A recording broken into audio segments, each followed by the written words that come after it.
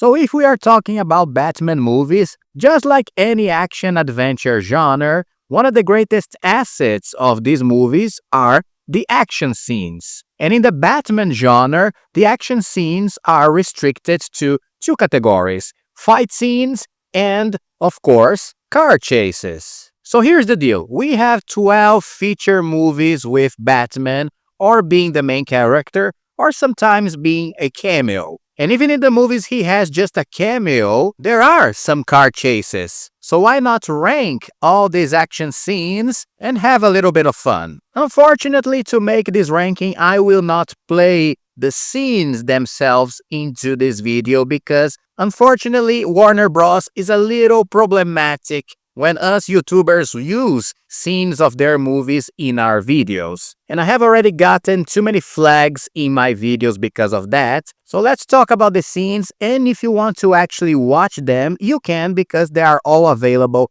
on YouTube, alright? So let's go in number 12, and let's start with a movie that Batman features only as a cameo, Suicide Squad from 2016. It's a movie that nobody really likes, but there is something very interesting about the idea that Batman has cameos only in the movie, so his presence is felt during the whole thing. Something that many people, including me, criticize about the Penguin TV show. At least here, we know that Batman exists in this world, and he is out there. And this is shown through two scenes in the beginning of the movie with flashbacks. One with him capturing Deadshot, and the second one with him chasing the Joker and Harley Quinn in the streets of Gotham, with the Joker using his very badass car. And even though this scene is so fast that if you go to the bathroom, you're gonna miss it, at least there are some cool things about it. In terms of editing, it's a mess. Everybody knows that Suicide Squad was chopped and messed up in the editing process, so much so that we know that this scene was a little longer. It was supposed to have a little more interaction between Batman and Joker and Harley Quinn, but since it's just a flashback, I can forgive it because, like I said, at least it's cool to see Batman hovering over this world of villains, even though he's not the main character. Plus the whole section of the scene where Harley Quinn is underwater with the car, supposedly unconscious, and she wakes up out of nowhere and tries to stab Batman with a knife. It's pretty cool. But even with all of that, just like this movie, it is the weakest one of the whole ranking. And the number 11 goes to The Dark Knight Rises. This is a movie that I like more than not, but in terms of action scenes, it's probably the weakest of the Nolan trilogy, in my opinion. And this can be seen through the mid-movie chase that happens with Batman using the Batpod to chase some guys that just broke into the stock market building. There are some cool things about the movie because it's Batman on a mission, and the line of the cop saying, "You are in for a show tonight, son," for the rookie cop beside him. It's very cool because it's a clear reference to the Dark Knight Returns comic, but I think amongst all the other chases, it's a little lackluster. In the end of the day, Batman doesn't really accomplish anything with this chase that moves the plot, something that even Alfred criticizes him later, saying, "You let the whole police in America chase with some new fancy toys from Fox." Yes, I know, this was my little Michael Caine attempt. I do think that it's pretty cool that we have 100 cop cars chasing him in the streets, and in the end we have the introduction of the Bat, the flying vehicle of the movie, but in the ranking itself, it will have to rank this low. In number 10, we go to Batman Forever, in the, again, a mid-movie chase scene that it's kind of random inside the story. I think that in the original script of Batman Forever, this chase took place in a much more connected way with the whole plot.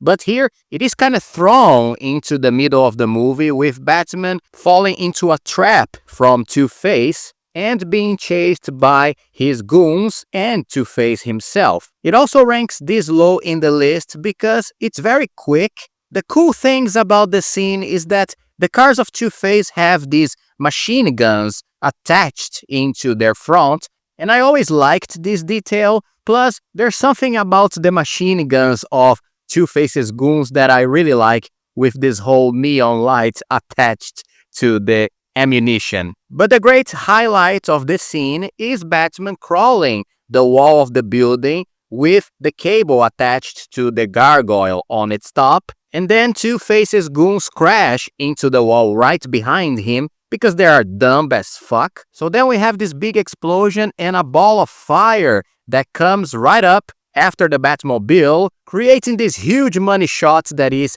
kinda awesome. So this puts this scene a little bit higher in the ranking than the last one. In number 9, we go to Batman Returns now, and we don't have really a chase in this movie. What we have is the scene of the Batmobile running out of control through the streets of Gotham after being hacked by the Penguin's gang. And I really like this scene. It's a great way of putting Batman in a situation that he has no control. Plus, it fits very well with the villain's plan of incriminating the hero. And since this is a Tim Burton movie that doesn't really care for realism and moves towards the whole absurdity of this world, having the Batmobile running over all these people like bowling pins, then knocking cars out of the way like they were toys, and then almost running over an old lady in the end of it, it's very funny for me. The great highlight, of course, is the Penguin controlling the Batmobile from his booth, and Danny DeVito's performance in this scene is absolutely hilarious. And of course, the ending of the whole thing is also very memorable with the whole transformation into the Bat Missile, one of my favorite versions of Bat vehicles ever created. Then moving to number 8, we go to Batman 89, the classic first Batman movie, with the short but amazing chase scene that introduces the first Batmobile of cinema to us. And again, the scene itself is not so incredible. It is very short, but just the introduction of the Batmobile, plus the soundtrack of Danny Elfman, and many little moments that are incredible until today, like for example, we have the shield of the Batmobile, which I always thought it was such a cool piece of technology that was never used again in any other movie, but makes a lot of sense for Batman to use. We also have these cool Joker cars that, although simple, they are pretty fun to watch because they have the colors of the Joker. That's it, basically. And the climax of the scene has the classic descent into mystery moment with Batman and Vicky Vale coming back to the Batcave, which is probably in the top 10 most cinematic moments of Batman ever, because the whole mysterious and dark atmosphere with the Batmobile going through the dark forest and then entering the Batcave, which for me as a kid, it gave me some nightmares because it was so dark and kind of claustrophobic, the car going into this dark tunnel. It's absolutely fantastic. It just doesn't rank a little higher because the action scene itself is not the best one. But in number 7, I know that everybody's going to complain because in what other ranking Batman and Robin would be higher than Batman 89? But we are talking about action scenes and the chase in the middle of the movie with Batman and Robin chasing Mr. Freeze in the Gotham streets that end in the Gotham statue is absolutely fantastic. The scene itself is a little too CGI for today's standards, but I love bombastic action. And you know what? Joel Schumacher as well. So the whole scene with Mr. Freeze breaking through the neck of the statue, then Batman and Robin jumping right behind him, it's fantastic. It's something that the Fast and the Furious would do today with no problems. But of course, with Batman is much more fun.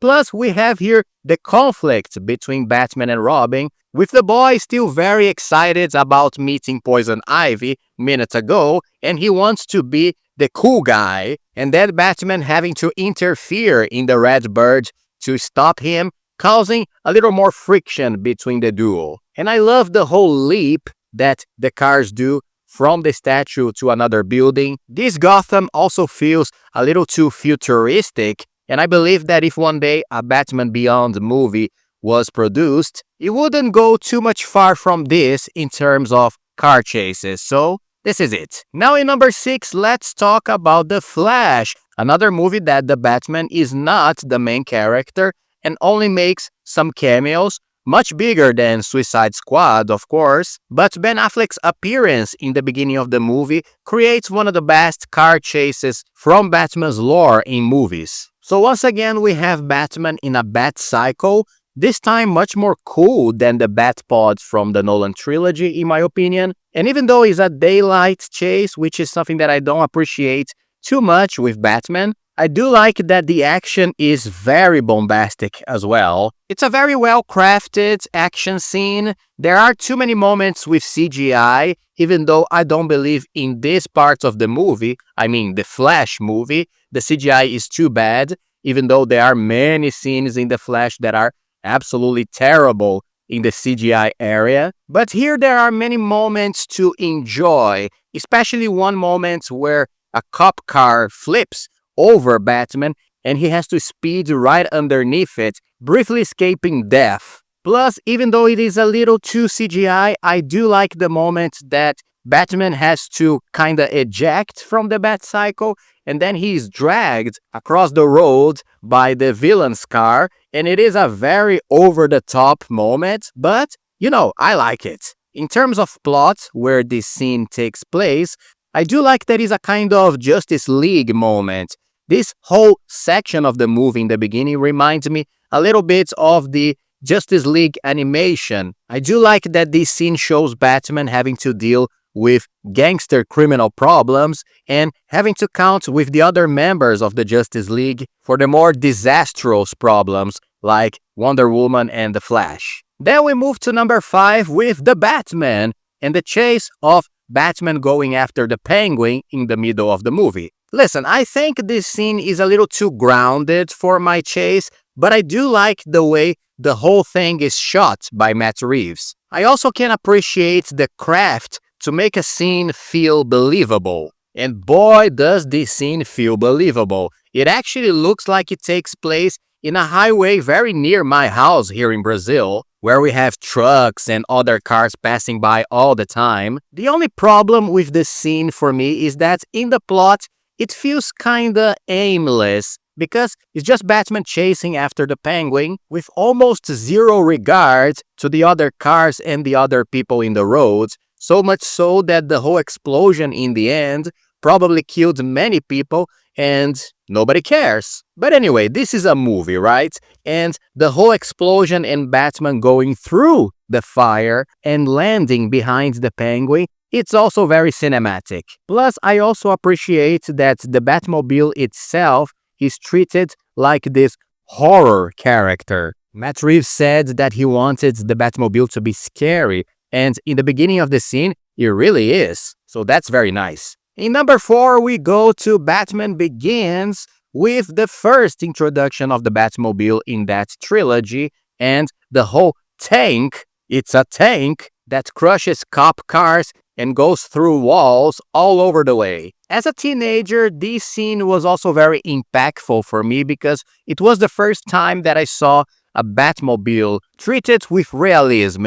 almost like in the world that I lived in. It also was like the whole chase was taking place in my city. Also, the whole inspiration for this scene that Nolan took from movies like Bullet or The French Connection, it's very interesting and you can see it on the screen. I also like that Nolan uses the plot to drive his chase scenes, no pun intended. It's not just Batman chasing the Penguin like in the Batman. For example, here we have Batman having to run away from the cops, but at the same time he also has to rush back to the Batcave to save Rachel and give her the antidote to the Scarecrow's gas. So it gives a lot more urgency to the scene than in any other example. The only problem with the chase itself is that this is a Nolan problem. His editing is very messy. Sometimes it's kind of difficult to understand where geographically the Batmobile is in relation to the other cars, for example. It doesn't happen in the whole scene, but in some portions of it. But anyway, this is a Nolan problem, and it doesn't take away from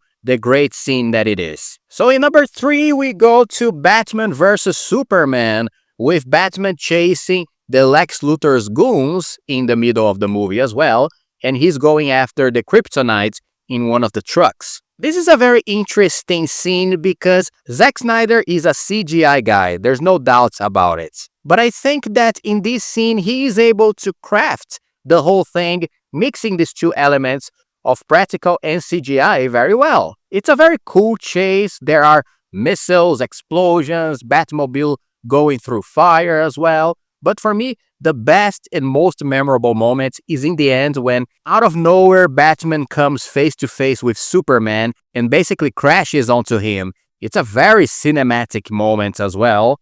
Plus, after their whole dialogue with "Do you bleed? You will," Batman returns to the Batcave, and I think this is one of the best returns to a Batcave in any movie. The energy of the scene is very high. He goes through a long tunnel, and then he parks the car in the Batcave and jumps out of the car very fast, like he's so used to it that he had done it thousands of times. There are some moments during the chase that are too over the top, like Batman basically going through a car and exploding it, which never sits very well with me, mostly because of the CGI in the scene, but it's okay. The whole thing is very cool. In number 2, we go to Zack Snyder's Justice League, which again is not a car chase, but it does feature the Batmobile in a long action scene against the parademons. And here I cannot even complain because the whole scene is in CGI, I know, but I absolutely love it. I love Batman facing these monsters in his car. There are some great moments like him using this huge chimney to crush many parademons along the way. Also the scene that he spins the car and tosses a parademon straight to a lance that impales the parademon through the chest, and it's so over the top, but it's so great. Plus, in the end, we have the whole Justice League joining Batman in the Batmobile, and there is this amazing money shot with the whole team together flying, which then develops into other individual action scenes. And in the end, we also have a very interesting idea that is Batman ejecting from the Batmobile, which is something that I don't believe he has ever done before, maybe in Batman and Robin, but I always love ejection seat scenes, so having Batman doing that can only be cool. And then the gold medal goes to The Dark Knight, of course, the whole Batman and Joker's chase that is absolutely memorable and cinematic in every way. Again, Christopher Nolan uses the plot to create this scene because it's not only Batman chasing the Joker, but Batman has to protect Harvey Dent inside the armored car. And it's a very intense and suspenseful scene from the beginning. You are completely afraid of the Joker and you don't know where he's gonna come from. Plus, this whole beginning section doesn't have a soundtrack, which intensifies the suspense of the whole thing. Batman's soundtrack only kicks in after he ejects from the Batmobile, but not in an ejection seat, but ejects as a Batpod, right? Then the whole thing becomes even more exciting, and then we have the great climax with Batman flipping the Joker's truck, which until today I remember people's reaction in the cinema going, wow, because not only was mesmerizing, but everybody was totally involved in the moment. And then to finish it up, we have the great moment where the Joker faces Batman coming at him with the Batpod and says, "Come on, hit me." It's an amazing moment as well. And until today, I think it's one of the most unforgettable scenes of that movie. And again, it still has the Nolan problem because some of his editing is terrible. There are some moments in the scene, specifically when Batman is cutting the way to get to the Joker faster, and he goes through the mall and other places, that the editing is too choppy and you don't really understand the location and the geography of the scene. But okay, the rest is fantastic. So this is why it takes the golden medal. And this is it. What do you think about this ranking? And what is your favorite Batman chases from the movies? Comment below. And if you like these rankings and the content of this channel, BATGUS, you know what to do. Please leave your beloved like in this video and your most amazing subscription so we can keep talking about Batman and DC Universe content in the future, alright? See you in the next Bat video, and bye-bye.